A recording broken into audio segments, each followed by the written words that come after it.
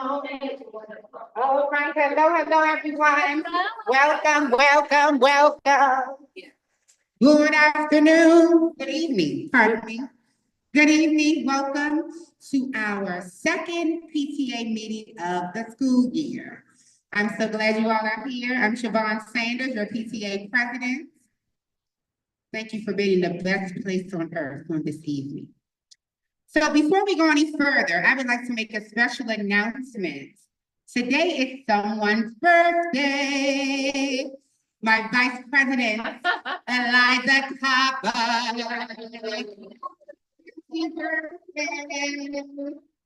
So of course, I'm a little tardy because of some sneaky biz. I'm not going to go into detail, but I have some children holding a nice secret for me.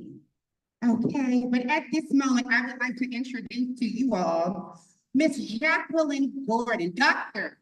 Jacqueline Gordon. She will be our speaker for this evening, speaking on mental health. Welcome, Miss Jacqueline Gordon. Come on up.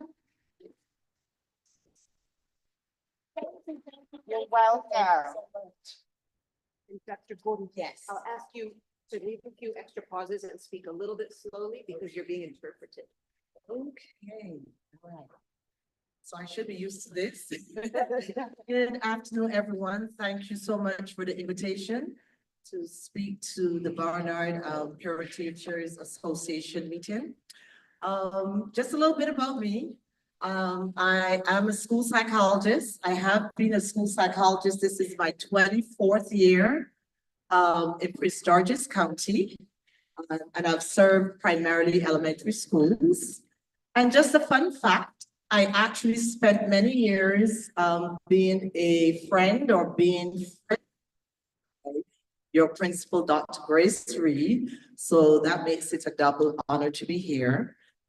Other than being a school psychologist, I am a mother of two now young adult sons. So many years ago, I sat where you guys are sitting today. So it is an honor. So this evening, I'm going to quickly try to share with you a little bit about the connection between mental health and learning. I'm sure all of you have agreed that we've all known that mental health of our children, as well as we as caregivers, is very important.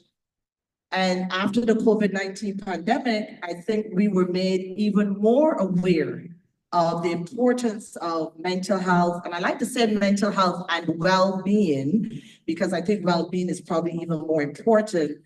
But the critical need for us as parents to be aware not only of our children's mental health, but also our own mental health. I'll speak a little bit more of that as we go along. So I'm gonna have to do both, okay. So I was gonna do a quick icebreaker, but we can skip the feelings section. I always like to do the feelings connection because I always feel that we're teaching children to label their feelings. So as adults, we also need to practice labeling our feelings as well.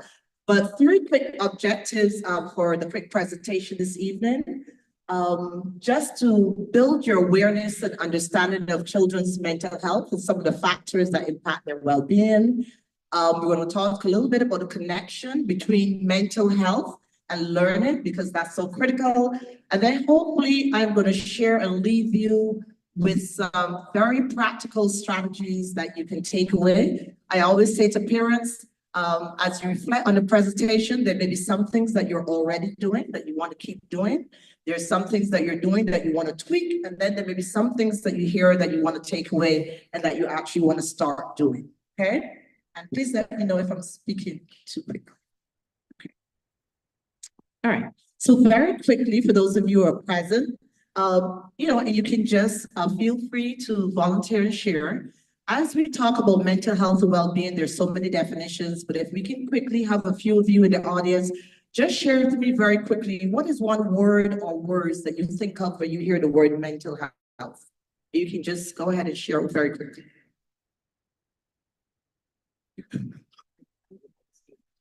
behind the podium. Oh, behind, Because okay. then our people on Zoom can see you much better. Oh, okay. Thank you. Oh, so I could, okay, do this thing? Okay, all right, that's fine, okay. So can a few of you just share very quickly when you hear the word mental health, what words you think about? Coping skills. What coping skills, great. Therapy down stress. Tempering down stress, great. Nervousness. Nervousness, good. Okay, all right. So there are many different definitions of mental health. I'm going to share with you very quickly just one definition of mental health from the Department of Health and Human Services. And you're going to see the critical parts of this definition of mental health. So it includes our emotional, okay, our psychological and social well-being. But here's the critical thing about mental health. It affects every aspect of our being, how we think, how we feel, how we act. And here is even more important for children. It helps determine how they're able to handle their stress, okay? How they relate to others, and then how they make choices. And I think as parents, we can agree that all of those aspects of mental health are very critical as we think about our children, okay? All right. So I'm gonna share with you some very quick statistics, only because I think sometimes when we see the numbers, we're shocked in terms of the status of our children's mental health. So don't be alarmed. Hopefully, it wouldn't bring up anything, for you as parents. But I just want to share some quick statistics to ground our discussion in this afternoon. 20% of children and young people ages 3 to 17 in the US actually has a mental, emotional development or behavioral disorder. Does that surprise anyone? The numbers surprising? No? Okay, all right. And here are some other numbers. Boys ages 2 to 8 were more likely than girls to have a mental, behavioral, or developmental disorder. Socially economic disadvantaged children and adolescents are 2 to 3 times more likely to develop mental health challenges. And here is the most important part. 70 to 80% of our children with mental health problems never receive treatment. I think that's the critical part that we as parents need to hear. Here are some other numbers. 2013-2019 data show that nearly 10% of children 3 to 17 were diagnosed with either attention deficit hyperactivity disorder and anxiety. Between 2007 and 2018, the suicide rates among youth 10 to 24 years of age increased by 57%. In 2020, suicide was the second leading cause of death for youth aged 10 to 14, and the third leading cause of death for youth ages 15 to 24. And even more surprisingly, there was a recent increase in suicide rates among Black children, with Black males aged 5 to 11 more likely to die from suicide than their white peers, okay? And I think it's important that we ground ourselves in those statistics to really understand why it's so critical that we as parents think of mental health and connection between mental health and learning. So very quickly, I want you guys to take a look at this image. And I want you to imagine that you were the donkey, and every day going to work, this is what it felt like, or this is what you look like. And I want you to quickly think about how might it impact you. Think of what might be in your sack, because that may vary for each of us, okay? And then I want you to think about who else might be impacted by how you might feel as a result of carrying the sack, okay? And so very quickly, again, just a few of you in the audience, just for the sake of being interactive, as you look at that picture, and if you're comfortable sharing, just very quickly, what are a couple of things that might be in that sack for you? And what does it feel like? Bills. Thank you for sharing. Good bills. Anyone else? Traffic. Traffic, yes, traffic. Okay. Anyone else want to share what might be in that sack? Anxiety. Okay. All right. And this is important because just like adults may be carrying a sack or multiple sacks, our children, when they come to school, some of them are carrying multiple sacks in all different sizes, filled with all different types of things. And we're going to talk a little bit further about what those things might be. But I just want to quickly touch upon why children's mental health is so critical. So here are a couple of reasons why children's mental health are so critical. We know that between childhood and adolescence, the brain is going through very rapid development. So those are actually two of the most critical periods for brain development, which means they're also very critical periods for when children learn the skills that are important for managing life's challenges, okay? We also know that mental health has a very complex, there is a very interactive relationship between mental health, physical health, and then all life outcomes, whether it's related to school, work, play, or relationships with others. And then, especially when we look at research from the Harvard Development Center, we know that the architecture of the brain at a very early age is really impacted by all of those early life experiences, okay? And then I know it's very hard to read this quote, but I'm only going to read part of this quote because as parents, it really highlights your role in being caregivers of your children's mental health. So part of the Harvard University Center in Developing Child, despite the number of stretchers and challenges that our children may experience, I'm going to read the latter part of this quote, and it reads, adverse community and family environments can have a similarly enduring emotional impact on young children when they're experienced as toxic stress. But here is the most important part. And when they're not buffered by supportive relationships. And those supportive relationships are us as parents, as teachers, as principals, right? So that's the important part, but I want to highlight. Also, the Harvard Development Center clearly showed us that early experiences, especially when they're toxic, they're not forgotten. Those experiences are indeed stored in the brains of our children. So that's another reason why it's so important for us to consider the mental health. So very quickly, again, I want us to think of all the different ways or the different things that can impact our children's mental health. And as we go through, I want you guys to be thinking of all the possible factors that can impact our children's mental health, okay? When we look at the connection between mental health and learning, you can see that I have a long list. Why? Because mental health literally impacts every single important skill that is important for children's success in school, but also into the adult world. So you can see that mental health impacts their cognitive functioning. That's how well they can attend, how well they can remember information, how well they're able to process information. It impacts their self-regulation. That's very critical. That's how they're able to handle their emotions, especially their big emotions. And here's what we know. Children who struggle to self-regulate also struggle to attend in class. They struggle to socially relate well with their peers. And most importantly, they struggle to handle even the smallest disappointment, frustration, or anything that don't go their way. So these are all the different ways that mental health impacts learning. It impacts what we call executive function. So executive function are all of those cognitive skills that are important for getting a task done. And those are the skills that we say are housed in what we call the frontal part of our brain. We know that those skills don't develop well until adulthood, young adulthood.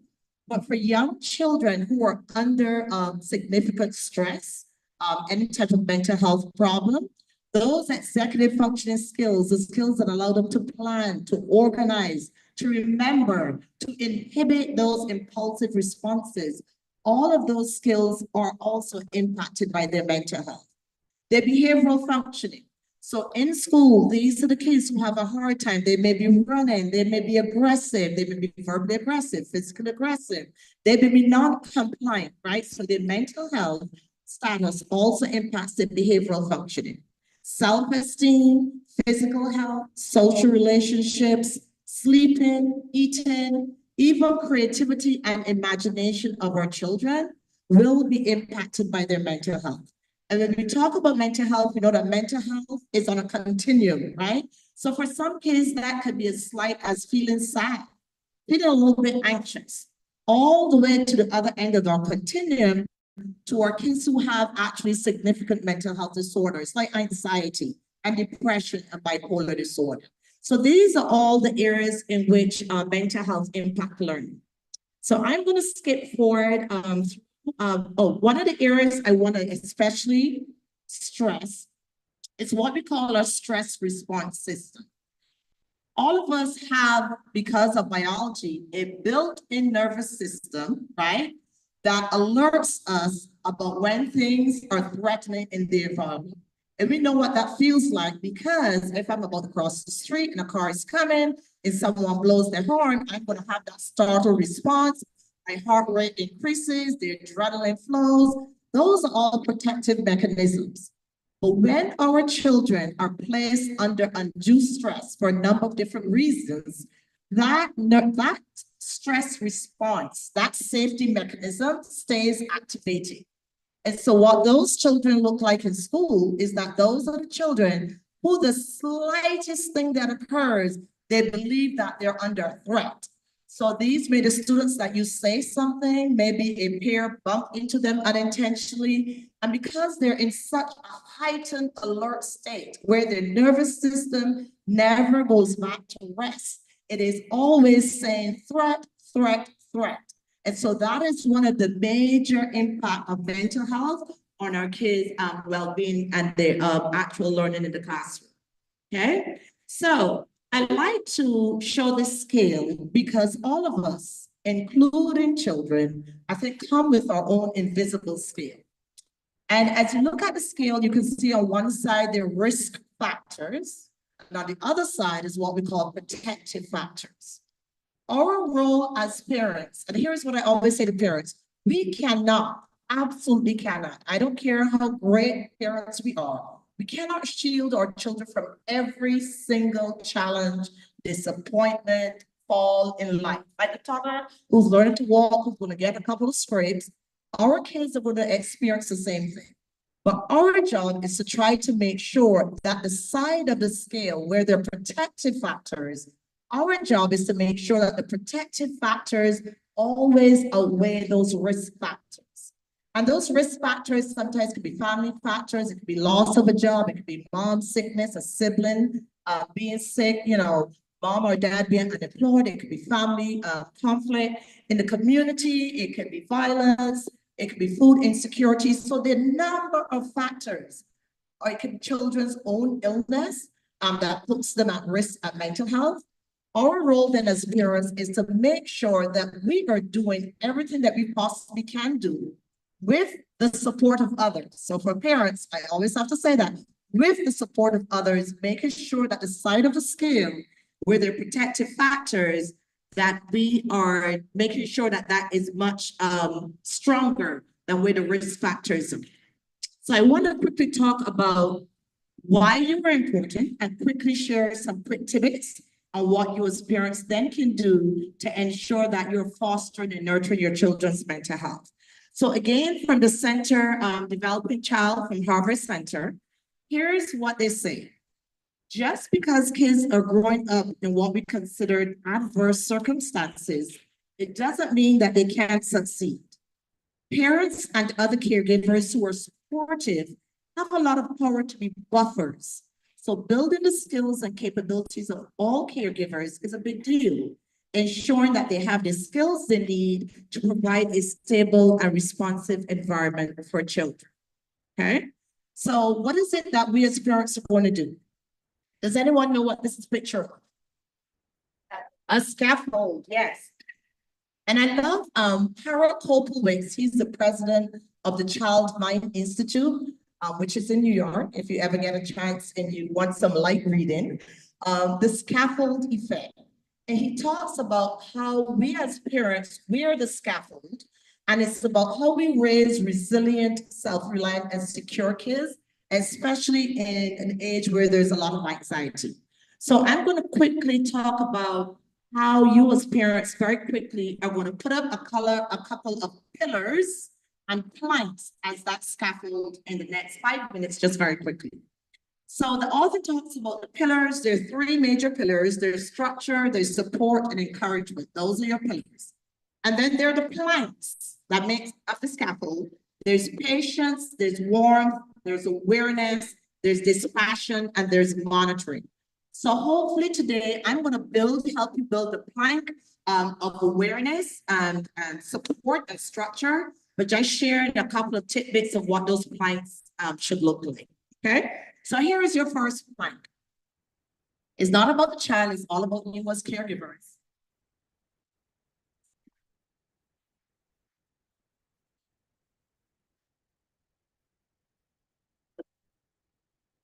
Here's your first plank. You have to prioritize well-being. We like to say that you cannot pour from an empty cup, right? So you cannot care for others if you do not first care for yourself. If you quickly look at the statistics, you can see that as caregivers, we are under a lot of stress.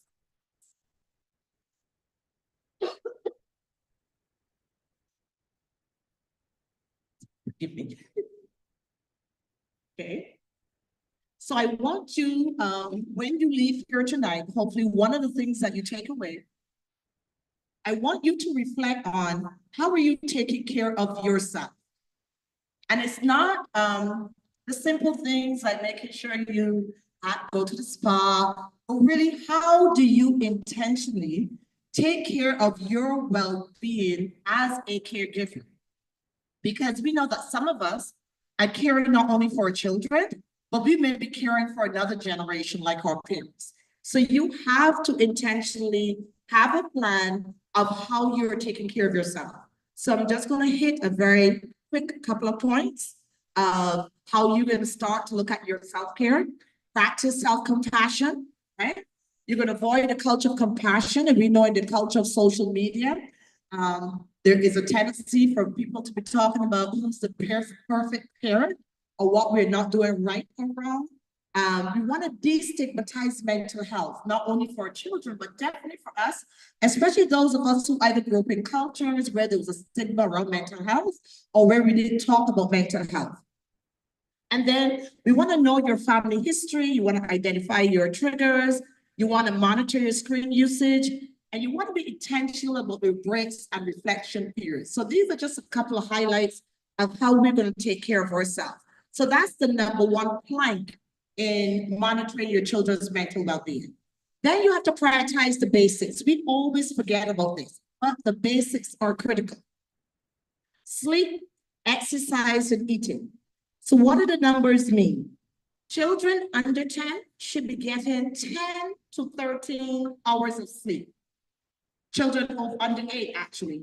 And then children over that age should be getting 9 to 12 hours of sleep.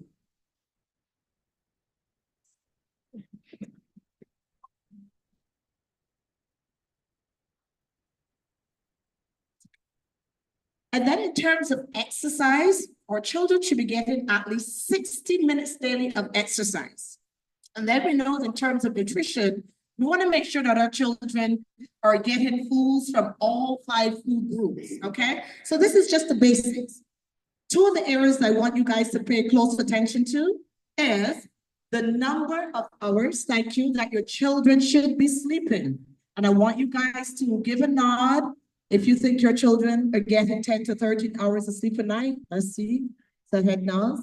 Okay, good. All right, are they getting at least 60 minutes of exercise? Good, wonderful. All right, so we are on the right track. I told you there are some things you're doing that you're going to keep on doing. All right, so in terms of prioritizing the basics, you're making sure they get healthy sleep. You need them to get outdoors. Want to avoid overscheduling, and any concerns, you want to make sure you're talking to the pediatrician. Point number 3 is prioritizing those connections. We know the research says that children who have loving, supportive connections with adults can overcome any significant barriers or stressors in their life, because it is their connection with your relationship that allows them to go out into the world and to explore other relationships. So I know you're probably already doing this, but here is a couple of ways that I think we as parents can continue to be intentional about those relationships. Play. Play somehow has gone on the back burner, but I believe that our children flourish when we just simply get involved in play. Rough housing play, just play, fun play. It brings out the fun and the play in the adults, but it really allows children to experience that connection with parents. Schedule special time, especially for those of us who have more than one child, they're very different. You may have to schedule that special time just like you schedule an appointment with the doctor. Engage in serve and return. When we talk about serve and return, I don't know if any of you remember when your children were really young, when they were babies, and we tend to do that, and the baby does it back to us, we're like, and we continue back and forth, back and forth, back and forth. As our children get older, we tend to do this. Mom, well, yes, we do that one response, but when they're babies, we're face to face doing that, what we call serve and return. Research shows that even as our children get older, they benefit from us being fully present so that we can engage in that serve and turn type of communication. And then we want to foster what we call positive communication. That is where we as parents make sure that we are watching the type of language that we use as we're communicating with our kids. A big part of that language is not using language. It's always about drawing comparison between our children and others. So that language may look something like, you're always doing X. And usually that always is a negative response. Or why can't you be like X, right? So we're all that tendency to draw comparison. So we want to be careful about that communication, okay? Again, as you go away from here, I hope you think about seriously, what does play look like for your family, where there's true interactive ongoing play, okay? And then remember, when we talk about communication, remember all of us walk around with what we call an inner voice. Every one of us has an inner voice. That inner voice was shaped by our early experiences of things that people said to us. I'm sure if I ask every adult in here, what is the one thing they remember from an adult, whether it was a parent, a family member, or a teacher, that really stuck out for them because it was negative? I'm sure we would all remember what that person said, who they were, and what we were doing, because we tend to remember the negative things that are said. So we have to remember that we become the inner voice of our kids. And as we're affirming and encouraging, they will carry with them an inner voice that is likewise affirming and caring, okay? And then another plank is prioritizing their social emotional learning. Remember, I said that kids who struggle with mental health struggle to self-regulate. Kids build their self-regulation skills with a supportive adult, modeling what it's like to experience stress, to experience frustration, and how we handle those emotions or big emotions, okay? So how do we teach our kids or prioritize social emotional learning? You want to intentionally teach social emotional vocabulary, especially how to label their emotions. Just like you teach your kids how to write, how to spell, or how to read, you teach them, I am angry, I am sad, I am surprised, I'm frustrated. You're going to teach that same vocabulary. And one of the great ways to do that for those of you who have young children is through literacy, through reading a lot of books, through watching television shows like Daniel the Tiger.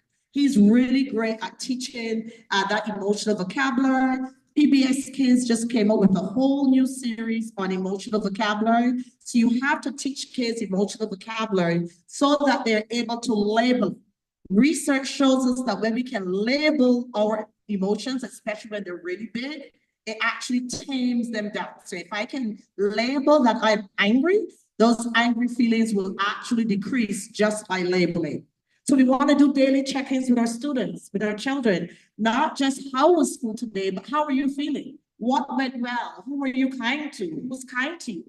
We want to build those coping skills. We want to help them regulate. One of the ways in which we help our children regulate is by becoming what we call a co-regulator. What that means is that when our children have really big emotions and they're up here, we stay here. We remain with a calm, neutral, so that we are their calm in the storm. So we are their co-regulators. We want to establish routines and rituals. We want to model the practice of self-compassion, and we want to help our kids celebrate their accomplishments. I always say it's process over outcome. It's effort, it's not perfection, but it's progress. So that's another pillar. And then storytelling is a great way, as I said, to build emotions. And then here is probably one of the most important planks that we really have to pay attention to. Modeling parental oversight of screen time and social media. I cannot emphasize how critical this is. Because even though there are lots of positive benefits to social media and screen time, we also know that there are negative benefits. Even though the research has been mixed, there is clear indication of the negative impact of too much screen time and social media on the well-being, the self-esteem. We know there are high rates of anxiety and depression. So it is key that we are monitoring. Remember, our kids have access to all types of values, all types of individuals, all types of content. And so we have to explicitly and carefully monitor the access to screens and social media especially. Once the damage is done, I cannot tell you as a school psychologist how many incidents we are dealing with of students who were so unfortunately exposed to very explicit sexual content on social media by very young children, not by older children.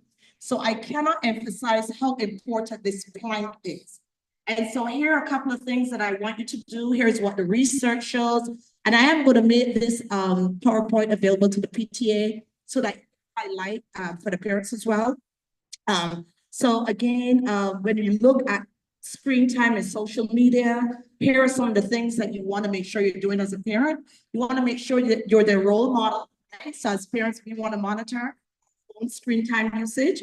You want to establish care rules around screens. I encourage my parents that I work with to, there are lots of what they call screen time family contracts. Common Sense Media is one organization. PBS Kids also released a family screen time contract. I would encourage every family to have a screen time contract. Why? When your kids are young, it's easier to enforce the rules than when they get older. And it's never too late to start, even if you haven't already established a contract. You want to preview all programs, games, and apps that your children are exposed to. Use your parental controls. Again, if you take away nothing from this presentation, take away the importance of using parental controls. Again, Common Sense Media is a powerful organization. Everything that you need to know about being an effective monitor of your child's social media and screen time, you can find on Common Sense Media.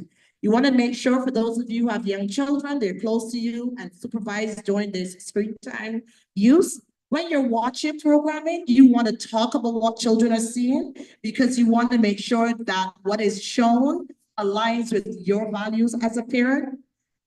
You want to establish technology-free zone. And then you want to reset the room. So if you find that kids have gotten out of hand, they've been spending too much time on screen time, it's not too late for you to reset your room. And I always say that one of the ways in which you reset the room is giving children alternatives, okay? And then the final plank is seeking out professional help, okay? We as parents, we do a lot. And yes, we can nurture our children's mental health well-being. But remember, I said it's on a continuum. A kid who's feeling a little bit sad, all the way to a kid who may be feeling more significant anxiety and depression. And I always say to parents, trust your intuition. If you feel that something is not right, it is okay to talk to the pediatrician. It's okay to talk to a family member, a supportive friend, someone at church. It is okay to reach out for help, okay? And there are a number of different signs that you can look up for. Again, the presentation will be available. But any major changes in behavior that impacts how your children are interacting with family members, how they're sleeping, how they're eating, how they're behaving in school or managing the challenges of school. Those are all signs that you definitely want to seek help, okay, to address your child's mental health needs. And so very quickly, as I close, I thank you for the opportunity to share with you. Hopefully there was a little bit of something that you're able to take away, or hopefully I affirmed something that you're already doing that you want to keep doing. And maybe there's a little bit of something that you can say, aha, I can add that to what I'm already doing in my parenting. So I thank you and I wish you well on your journey as you continue to parent. Thank you.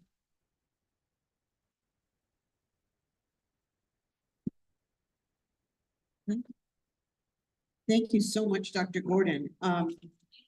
We want to take a quick moment for questions. Do you have a moment for questions? Anyone have questions for Dr. Gordon, either in the room or online? Name of that book. Could you hold up the name of the book? The Scaffold Effect The Scaffold Effect. by Harold Koholwitz, Raising Resilient, Self-Reliant, and Secure Kids in the Age of Anxiety. The Scaffold Effect. The Scaffold Effect, yes. That's great. You're welcome. Anyone else? I'll check the Zoom, okay? Thank you so very much, Dr. Gordon. And we would like to give you some Barnard Carol as a thank you for coming out and joining us this evening.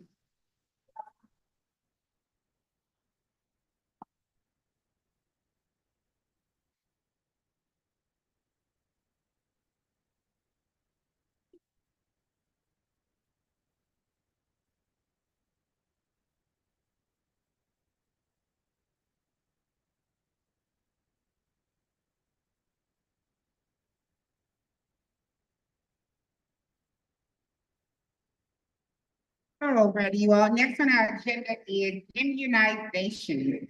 If your children have not been immunized yet for the year, please try to get them an appointment to be immunized as soon as possible. I know all about how the doctors are backed up and double and triple booked. So keep that in mind to keep us all safe from the megagerms. Please get your children immunized if you believe in that. Also, if your children are sick and out of school, within 4 days, if they're out for beyond 4 days and more, you must provide a doctor's note. Must be provided. You can't just bring them, drop them off after being out for 4 days. They won't be able to stay at school without a note. Oh, and I'll just say that at the Safeway on Georgia Avenue, they vaccinate kids for flu and COVID. FYI, so you don't have to go to the pediatrician for that. You repeat that? Oh, sorry, at the Safeway on Georgia Avenue, they take vaccination, they take kids and can provide vaccines for flu and COVID for your kids. Thank you, Tiffany. Thank you. So also, I wanted to speak on a matter that deals with the separation from home and school. So whether it's your scholar's first year in school or their 5th year in school, I know that at times children and parents don't exactly know how to separate home from school. So mannerisms that you allow at home will not be allowed at school if they're not very useful throughout the day, okay? So if you can work with your teachers to connect with the understanding that what you do at home, school is a little different, it would be a grand outcome for the teacher. Also, potty training for any scholars that are not potty trained. I know for sure that the ECE teachers and assistants, they work hard every single day to assist with the potty training methods. However, they need your help. They can't do it alone. So if you all can just also continue to train your children at home, take them to the restroom. And these are some of my methods. When it comes to characters and children, get dramatic with your children. If you have to fall on the floor, fall on the floor. Let them know that you could not have an accident on cocoa melon, okay? That's gonna mean a lot to them. Just one strategy that I've used is my 7, okay? And it's worked. The last time I potty trained, it was 3 at one time. And I thank Barnard Elementary School for all of the assistance as I co-potty trained along with Miss Winston, Miss Allen, and Miss Indra. Thank you all for all that you do. All right. Also, this is the main subject, the playground. So when we came back from the pandemic, kind of hanging out on the playground after school was a way of connectivity. Everyone was unsure of the unknown, what's going to happen. So that was the way for us to connect as a community. However, it has always been a DCPS rule that during activity hours, such as after school hours, no one can access the playground during those hours if you are not a part of the said program. Okay, it's not a new rule, we just have to implement it during this time. Maybe in the future, it can be lifted, but right now it has to be implemented. So we can all work together to assure the safety of us all. That would be awesome. Are there any questions? My question is, as far as the playground after school, when do the aftercare students come out? Because my daughter is used to playing on it. I'm speaking from my experience. And I never see aftercare come out there. They never come out. And I have stayed till 5:30. Yes. And I don't see them come out. So I'm just curious at what point do they come out? Because my alternative was to put my daughter in aftercare so she could play, but they don't come out. So it varies depending on the teacher, but they do, but we've had a lot of rain lately before the past week, but it varies. It depends on the teacher when they come out. So yeah. Good evening, parents. I've been hiding on the back door. Just to throw a little bit more light on that, it all depends on. I'm sorry. It all depends on the activities that after school parent, the teachers may be having. Ms. Greer is here, and Ms. Greer has been coordinating for us. I just want to go back to the rule, however. It's not a Barnard rule, it is a DCPS rule. And the reason for asking us not to utilize the playground at that time, it's extremely difficult for us to be able to keep the kids safe because we don't know who's on the playground. And sometimes, not just our parents, but there's some individuals that we don't know who they are. And they're out there on the playground unsupervised. When the kids go out, then we don't know what danger they may be facing.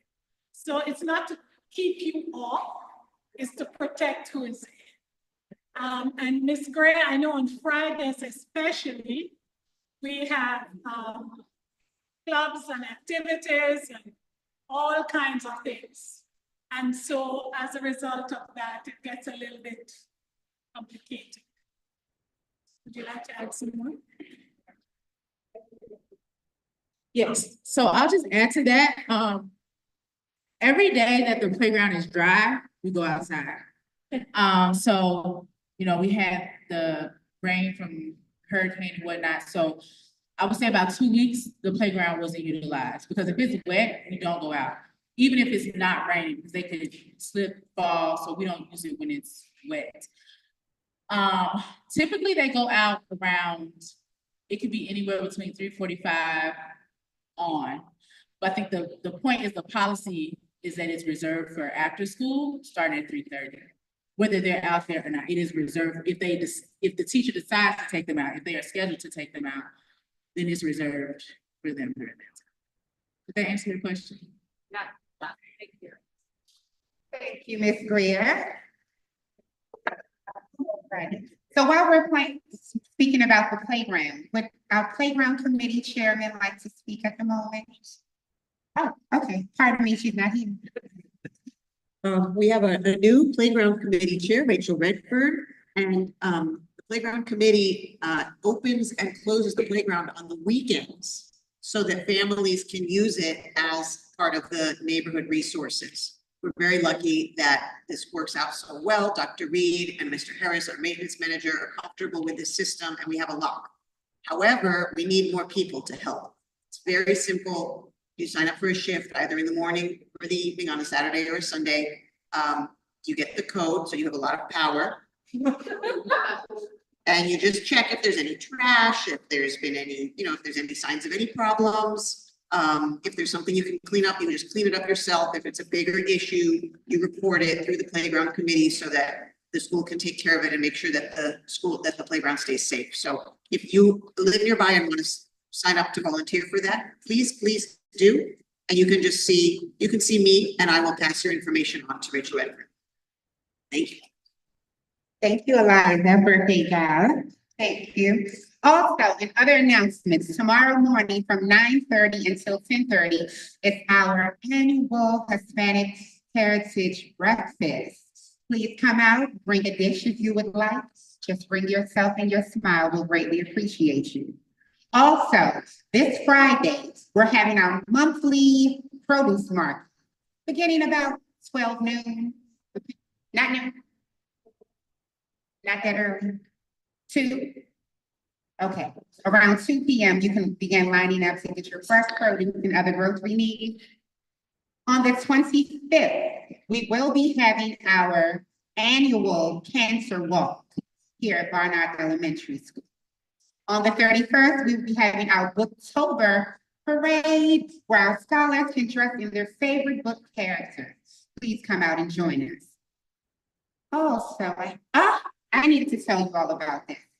So we have this really special place here. It's called the Barnard Bear Boutique. Thank you to Miss Linda Brown, Carter Pinnock's grandmother. She came to help organize.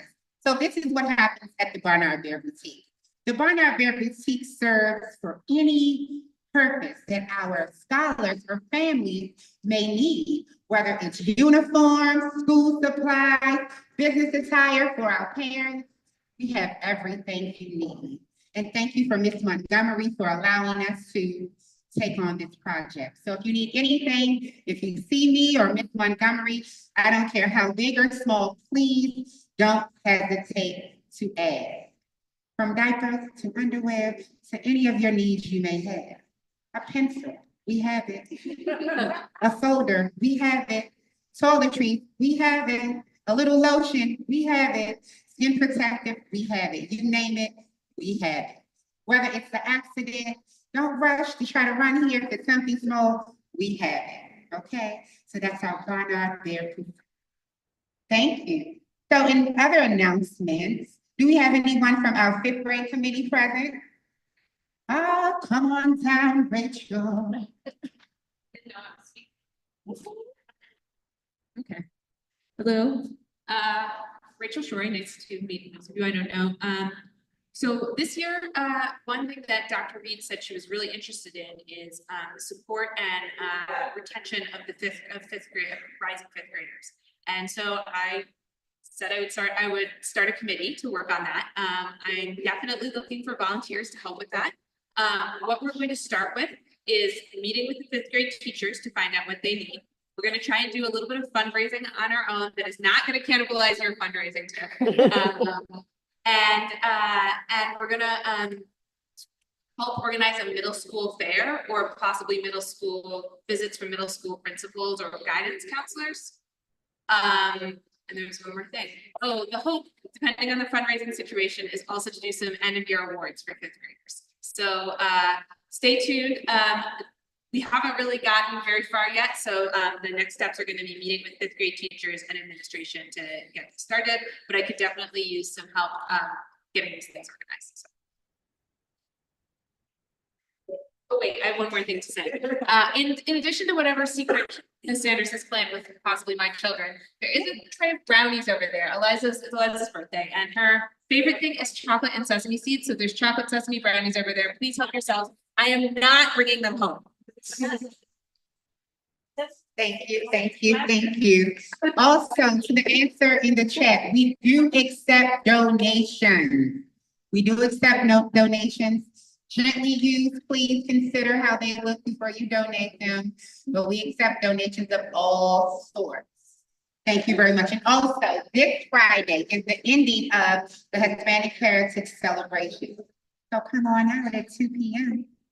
Tomorrow, Coach A, are we still having the teachers versus students game? Thursday. Okay, Thursday. This Thursday. 2:15. 2:30. Look out for the exact time. But it's the students versus the teachers soccer showdown. Okay, look out for it. It's going to be a bunch of fun. All righty. Any other announcements? Let's see. Liz, would you like to speak about our holiday market, please? Thank you. I have an announcement. Everyone, Liz Langton, I'm the secretary. And every year recently-ish, there's been a holiday market with all the elementary schools in the area. We have participated, I think it was 2 years ago, correct? And did not last year, and we want to do it because we want to show our community, our neighborhood, that Barnard is an amazing place to be. And to do that, I'm going to be working to come up with a craft. People will pay to do the craft. Done things like ornaments, cards. Some schools sell food. I think we're going to focus on the craft because I think the food is covered. So if you're interested in helping me come up with the craft, set that up, run it, it'll be a nice little fundraiser, but more importantly, it'll help us show up in the community and show families that we're here and we're a wonderful place to be. Thank you.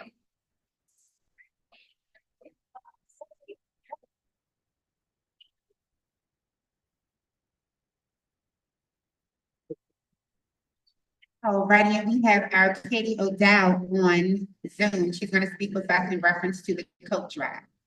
Okay. Hi, everyone. Speak So we're loud as you can. okay. Louder. Is this okay? That's good. Okay. We're collecting new or gently used winter items. So coats, hats, gloves to help families in our school community. We have 3 drop-off sites that you can find on the PTA website, as well as specific size needs. You can also reach out to me directly. I'll drop my email in the chat. We're accepting items until November 15th, and we're delivering items to the schools we received them. We've already received a bunch of coats and items that have been delivered to the school. So thank you everyone who's already donated. And I'll add, this has been a huge activity that we have done now for several years, and we help a lot of people be warm. So thank you. Thank you, thank you, thank you. Does anyone have any questions? Treasurer's report, pardon me, the good stuff, okay? The treasurer's report, my brain is on this surprise. That's funny, Siobhan, because you're always my partner in spending the money. Oh, So. All right, y'all. Hey, I'm Tiffany Reed. I'm your treasurer. Hope you're well. This is where we ended for September. So as of September 30th, we had $16,416.87 cash on hand. And we were very busy in September, doing a lot of amazing things. So the first thing is we bought some t-shirts, pins, and car magnets to sell and also show our visibility and our love for Barnard Bears. And then we also helped with the back to school welcome lunch for teachers and staff. Of course, we need to give all the love we can to our teachers and staff and welcome them back to school. Barnard hosted some meetings here, and so we do chip in for that as a PTA. We hosted a custodian appreciation party for 5 individuals who do a lot of hard work around this school.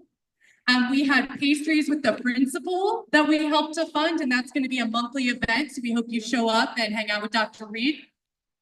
We also funded classroom snacks for classrooms who have late lunches at the school. Kids get hungry. They need to have a snack to keep those blood sugar levels up. We hosted back to school night, and so we helped out with the festivities for that. There was a Grand Pal event that we helped to fund. We've also been hosting Hispanic Heritage Celebration activities throughout the month. We also had our website renewal payment come up. We continue to host a website. And then last but not least, we also fund to have these meetings in person with pizza and childcare. So we funded a lot in September. So rock on. I also will say, I'm going to put my fundraising committee hat on and say that after the coat drive, we're going to be entering in our big fundraising period of the year. So just so you guys know, we'll have our Barnard Care for Bears campaign that we engaged in last year that was very successful. And then there's going to be some also new things that I'm going to try out this year, including a possible in-person fundraising event in the neighborhood at one of the local restaurants. And also possibly a night at a Wizards game that we can have and do for the students, right? And we can use that as a fundraiser. So we thought that would be fun. So there's gonna be a couple new things in the mix this year, just seeing what works, but we're getting the fundraising committee back together and we're gonna blow it out. So we need all of your help, so we'll keep you abreast of our fundraising activities, and you can, if you can help out, we'd love your help and support, but it's about to go down. We need to raise some money for this year. All right, here are the kids coming. Thank you so much for all your help and support. Go team. Maybe in the few seconds while the kids finish their surprise, we have one hand raised on Zoom. Stuart, would you like to unmute and very loudly say your question? I don't know if this is gonna work. Oh, hello, everyone. Hi. So can you hear me? Yes, but there's a lot of children that just come in and they started running around, so. Okay. My announcement, I did send Coach Shay a text with it, but this Friday at 2 p.m. in the gym, we are having a culminating event. It'll feature different classes sharing Hispanic heritage, fun facts. There will be a lot of really wonderful, cool things happening. There will be singing, there will be instrument playing, there will be dancing. It'll be a great event. Very, it's a variety. So it's free, 2 p.m. in the gym. Please come support our students. Thank you. Ms. Sanders did say about the 2 p.m. Hispanic Heritage Month event, and I'll just repeat, Ms. Stewart says it's going to be really great variety show at 2 p.m. on Fridays at Hispanic Heritage Month. What should we do now? Okay, the meeting is over. Something, thank you. Have a wonderful evening. We'll see you next month. The meeting is over.